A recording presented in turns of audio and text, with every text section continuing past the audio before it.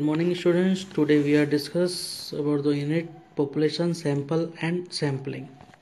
इससे पहले हम रिसर्च प्रोसेस, रिसर्च प्रॉब्लम और रिव्यू लिटरेचर के बारे में अध्ययन कर चुके थे। आज हम पढ़ेंगे सैम्पलिंग प्रोसेस। सैम्पलिंग प्रोसेस को समझने से पहले हमको इसके कंसेप्ट्स क्लियर करने हैं। कंसेप्ट्स, इसके 3 कंसेप्ट्स होते हैं, जैसे कि पॉपुलेशन, सैंपल और सैम्पलिंग। इन 3 चीज़ों के बारे में हमको अच्छी तरह से पता होना चाहिए। तो पहला है आपका population. Population is a complete set of person और object that possess some common characteristics that is of interest to the researcher. Populations एक कंप्लीट सेट ऑफ पर्सन्स या ऑब्जेक्ट्स हो सकते हैं जो एक कॉमन कैरेक्टरिस्टिक्स रखते हैं और रिसर्चर अपनी स्टडी के अंदर उन लोगों को उपयोग में लेता है अपनी इंटरेस्ट के आधार पर। तो पॉपुलेशन कोई भी पर्सन या कोई भी ऑब्जेक्ट हो सकता है जो क्या है कि कॉमन कैरेक्टरिस्टिक्स रखते हो। इसको फिर कंपोस्ट किया गया है 2 ग्रुप के अंदर, टारगेट पॉपुलेशन और accessible population. Target population which is also called the universe is composed of entire group of people or object to which the researcher wish to generalize the finding of the study। means target population वो population होगी जिसको हम target करते हैं। यानी कि suppose हम किसी डायबिटिक पेशेंट्स के ऊपर रिसर्च स्टडी तैयार कर रहे हैं, तो हमारे जो टारगेट पॉपुलेशन है वो होंगे हमारे डायबिटिक पीपल्स। यानी कि हमको डायबिटिक पीपल्स को टारगेट करना है, यानी कि वो उन्हीं लोगों को उन्हीं लोगों से हमको डाटा कलेक्ट करना होगा। तो अदर जो पीपल्स है वो हमारे टारगेट पॉपुलेशन में नहीं आएंगे, केवल डायबिटिक पीपल्स ही हमारे स्टडी के अंदर प्रयुक्त होंगे। तो it is also called universe, इनको यूनिवर्स भी कहा गया है, यानी कि एंटायर ग्रुप ऑफ पीपल या ऑब्जेक्ट। ठीक है। इसके बाद आता है आपका accessible population. Accessible population is the portion of the target population. Means accessible population भी टारगेट पॉपुलेशन का ही एक पार्ट होता है जो रिसर्चर रीजनेबल असेस करता है अपनी स्टडी के अनुसार, यानी कि अपनी स्टडी में इनको उपयोग में लेता है। जो अवेलेबल हैं वो असेसेबल पॉपुलेशंस कहलाएंगे।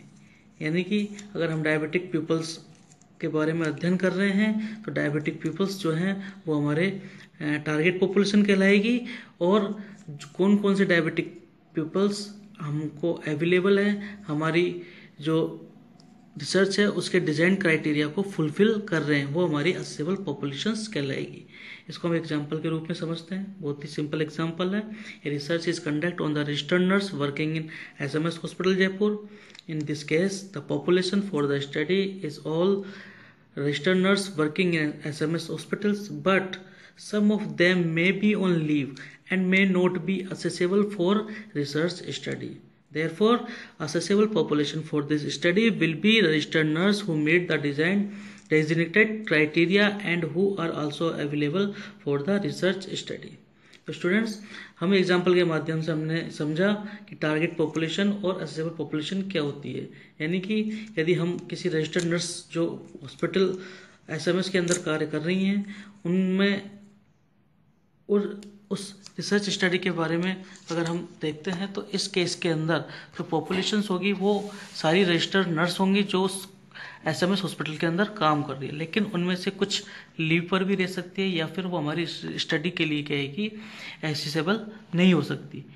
तो इस प्रकार से एक्सेसिबल पॉपुलेशन वो होंगे, वो रजिस्टर्ड नर्स होंगे जो हमारी रिसर्च स्टडी के डेजिग्नेटेड क्राइटेरिया को फुलफिल कर रहे हों, जो इस रिसर्च स्टडी के लिए अवेलेबल हो, तो वो हमारी एक्सेसिबल पॉपुलेशंस कहलाएगी। ठीक है। तो क्लियर, पॉपुलेशन क्लियर। पॉपुलेशन क्या होती है? टारगेट और एक्सेसिबल पॉपुलेशन। दूसरी चीज आती है इसके अंदर sample. Sample is a group of people, object और item that are taken from a larger population और मेजरमेंट।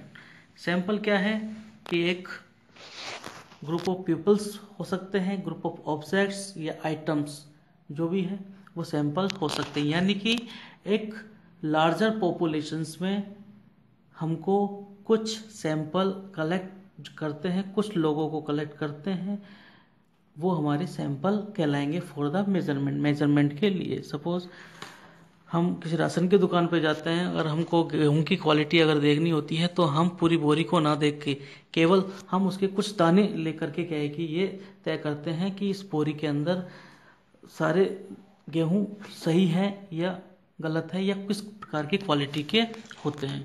तो जो हमने गेहूं के दाने लिए वो हमारे सैंपल कहलाएंगे। तो sample should be representative of the population, यानी कि सैंपल जो होता है आपकी पूरी पॉपुलेशन को रिप्रेजेंट करने वाला होता है, और ये इंश्योर कराता है कि हम जो जनरलाइज कर रहे हैं, जो फाइंडिंग हम कर रहे हैं from the research sample to the population as a whole, यानी कि हम जो पॉपुलेशन ले रहे हैं उसमें से जो सैंपल है वो हमारी फाइंडिंग तय करता है, वो निर्धारित करता है कि पूरी पॉपुलेशन कैसी है। इसके बाद हम आते हैं नेक्स्ट पॉइंट पर, sampling. Sampling is the process of selecting a portion of the population to represent the entire population. Sampling एक प्रोसेस कहलाती है, एक प्रक्रिया कहलाती है, यानी कि पॉपुलेशन से सैंपल सेलेक्ट करने की जो प्रक्रिया होती है वो सैम्पलिंग कहलाती है। ठीक है, तो sampling involves selecting a group of people, events, behavior or other elements with which to conduct a study. Sampling group of peoples हो सकते हैं, इवेंट्स हो सकते हैं, बिहेवियर हो सकता है और अदर एलिमेंट्स हो सकते हैं जो हमारी स्टडी के लिए जरूरी है। इसके बाद हम पढ़ेंगे कैरेक्टरिस्टिक्स ऑफ सैंपल। तो यहाँ तो सबका क्लियर है कि कंसेप्ट्स क्या है, पॉपुलेशन, टारगेट और एसेबल पॉपुलेशन, सैंपल और सैम्पलिंग। ठीक है, इसके बाद हम चलेंगे characteristics of sample. Characteristics of sample जिसके 6 कैरेक्टरिस्टिक्स होते हैं, representativeness, adequacy, free from bias and errors, independence, no substitutions और होमोजेनिटी। तो पहला जो पॉइंट आता है रिप्रेजेंटेटिव। तो हमारा जो सैंपल है वो कैसा होना चाहिए, रिप्रेजेंटेटिव, यानी कि संपूर्ण पॉपुलेशन को रिप्रेजेंट करने वाला होना चाहिए। यदि हम किसी बोरी में से अगर गेहूं हम लेते हैं तो वो गेहूं पूरी बोरी को रिप्रेजेंट करने वाले होने चाहिए, सारे गुण जो है उसके अंदर के होने चाहिए। सपोज करो हमने क्या है कि किसी बोरी के अंदर से कुछ खराब दाने हमने सेलेक्ट कर लिए, तो वो जो खराब दाने हैं वो पूरी बोरी को रिप्रेजेंट करेंगे, यानी कि आपने अगर खराब दाने सेलेक्ट कर रहे हैं तो पूरी बोरी क्या है कि आपकी खराब मानी जाएगी। इसलिए हमको सैंपल क्या है कि सोच समझ कर देख करके और सही तरीके से सेलेक्ट करने होते हैं, तो वो क्या है कि रिप्रेजेंटेटिव पूरी बोरी को कर सकते हैं। ठीक है, इसके बाद आता है एडिक्वेसी। एडिक्वेसी मतलब होता है साइज ऑफ द सैंपल, यानी कि आपका जो सैंपल होगा उसकी साइज वो है वो डिपेंड करेगी आपके रिसर्च के लिए। आप अगर रिसर्च कर रहे हो तो उसको इसमें आपको सैंपलिंग कर रहे हो तो आपको क्या है कि निर्धारित करना होगा कि हमको कितने सैंपल की आवश्यकता है कि तो वो एडिक्वेट आपको होने चाहिए। अगर यदि हम ज़्यादा सैंपल अगर हम सेलेक्ट करते हैं तो हमारी स्टडी के लिए सही नहीं होता, इसलिए the size of sample should be adequate, otherwise it may not be represent the characteristics of the populations. इसके बाद नेक्स्ट पॉइंट आता है आपका free from bias and errors, यानी कि आपका जो सैंपल है free from bias and errors, यानी कि कुछ भी इसके अंदर एरर्स नहीं होने चाहिए, कोई भी बाधाएं उसके अंदर नहीं होनी चाहिए। It should B free from random sampling error, यानी कि ये पूरी तरह से बिल्कुल फ्री होना चाहिए ताकि हम रैंडम सैम्पलिंग एरर उसके अंदर नहीं दिखे और आसानी से हम वो सैंपल सेलेक्ट कर सकें। इसके बाद है इंडिपेंडेंस। इंडिपेंडेंस मतलब होता है इंडिपेंडेंटली रूप से किसी दूसरे के ऊपर डिपेंड नहीं होना। ठीक है, इससे क्या है कि द पॉपुलेशंस जो एलिमेंट्स हैं पॉपुलेशंस के should have the same chance to being selected in the sample, यानी कि पॉपुलेशन के जितने भी एलिमेंट्स हैं उनको सभी को क्या है कि समान रूप से क्या है कि एक चांस मिलेगा ताकि वो भी क्या है कि अपना सैंपल के रूप में सिलेक्ट हो सके और वो क्या है कि अपनी स्टडी के अंदर उसको प्रयुक्त कर सके। तो सभी को क्या है कि अपन सैंपल सेलेक्ट करने से पहले सभी को क्या है कि एक तरह से समान चांस देते हैं। तो ये क्या रहेगा हमारा इंडिपेंडेंस। इसके बाद नो सब्स्टिट्यूशंस। सैंपल अगर हम सेलेक्ट कर रहे हैं तो उसका कोई भी सब्स्टिट्यूशंस नहीं होना चाहिए, सैंपल हमेशा ओरिजिनलिटी होनी चाहिए उसके अंदर। ओरिजिनलिटी मतलब जो भी सैंपल हम सेलेक्ट कर रहे हैं वो पूरी तरह से ओरिजिनल होना चाहिए ताकि हम हमारी जो स्टडी है वो प्रभावित ना हो सके। इसके बाद आता है होमोजेनिटी। होमोजेनिटी मतलब एक तरह से आप जो भी सैंपल सेलेक्ट कर रहे हैं वो एकदम समरूप होने चाहिए। There should be no basic difference in the nature of elements, यानी कि जो पॉपुलेशंस के जो एलिमेंट्स हैं उनके अंदर बीच में कोई भी डिफरेंस नहीं होने चाहिए। बीच में जैसे आप कोई भी सेलेक्ट कर रहे हो तो उसके अंदर बीच में कुछ भी क्या है कि होमोजेनिटी होनी चाहिए, यानी कि उनके शेप, साइज, कलर सारी चीज़ क्या है कि एक जैसी होनी चाहिए। उसके आधार पर हम सैंपल सेलेक्ट करते हैं। ठीक है, तो इस तरह से क्या है कि हमने करेक्टरिस्टिक्स पढ़े। तो characteristics representativeness, adequacy, free from bias, errors, independence, no substitution and homogeneity. इसके बाद हम जाते हैं सैम्पलिंग प्रोसेस के अंदर। सैम्पलिंग प्रोसेस जिसकी 8 स्टेप्स होती हैं। पहली होती है identify and defining the target population. दूसरी आती है delineating the accessible population.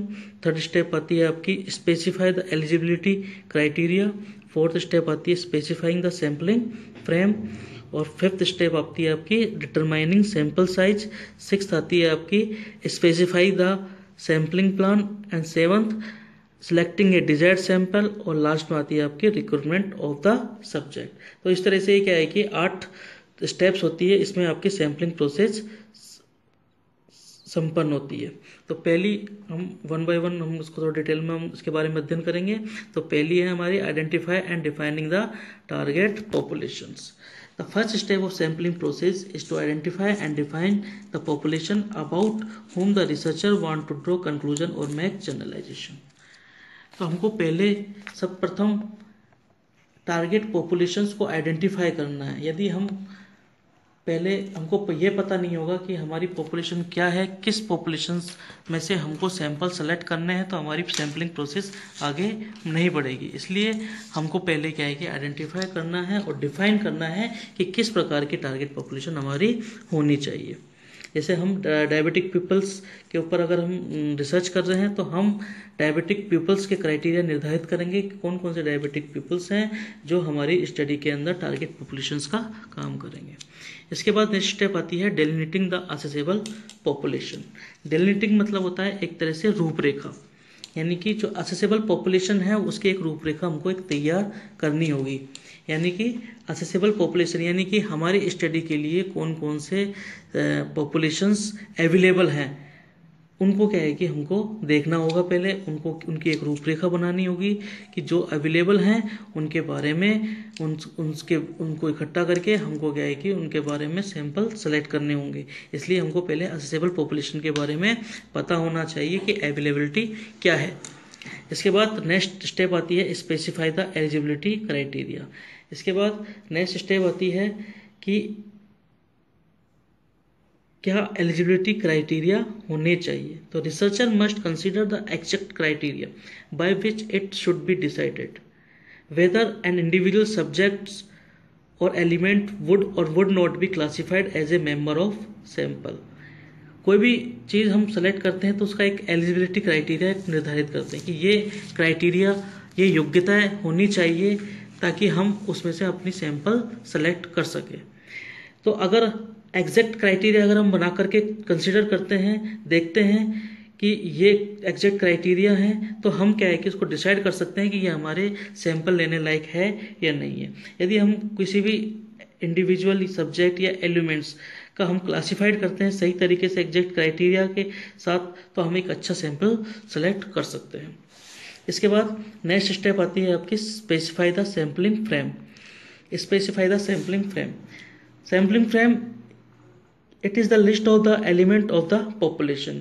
Sampling frame एक तो लिस्ट होती है जो हम पॉपुलेशंस के अंदर जितने भी एलिमेंट्स हैं उसकी एक लिस्ट तैयार करते हैं। जैसे कि अगर हम 200 पीपल्स अगर हमारी पॉपुलेशंस हैं जिसमें से हमको सैंपल सेलेक्ट करने होते हैं, तो 200 पॉपुलेशंस के हमको नाम या फिर उनके नंबर्स वगैरह हमको एक उस लिस्ट डाउन करनी होती है। तो वो हमारा होगा सैम्पलिंग फ्रेम, यानी कि उनको हमने स्पेसिफाई किया।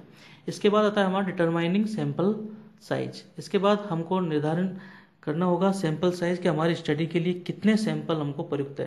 जैसे कि अगर पॉपुलेशंस हमारी 200 है, 200 में से हमको हमारी स्टडी के लिए 20 सैंपल उपयुक्त हैं, जिससे हम क्या है कि अपनी स्टडी को आगे बढ़ा सकते हैं। तो वो हमको क्या है कि पहले से ही निर्धारण करना होगा। तो number of elements of population to be sampled is decided in determining sample size. Next step आती है आपकी स्पेसिफाई द सैम्पलिंग प्लान। अब आपको क्या है कि सैम्पलिंग प्लान को स्पेसिफाई करना होगा, जो हम किसी प्रोसीजर या किसी मेथड के जरिए हम उसको स्पेसिफाई कर सकते हैं। It also involve the planning about supervision of work, checking the quality और returns and planning to handling और नॉन रिस्पॉन्डिंग सब्जेक्ट। मीन्स हम क्या है कि कोई भी प्रोसीजर या मेथड के माध्यम से हम एक सैम्पलिंग प्लान को स्पेसिफाई करेंगे, जिसके अंदर हम सुपरविजन ऑफ वर्क करेंगे, उसकी क्वालिटी क्या है वो क्या है कि हम कुछ चेक करेंगे समय समय पर। तो वो प्लानिंग अगर हम करते हैं तो हम एक अच्छा सैंपल सेलेक्ट करके दे सकते हैं। इसके बाद आता है आपका सिलेक्टिंग ए डिजायर्ड सैंपल।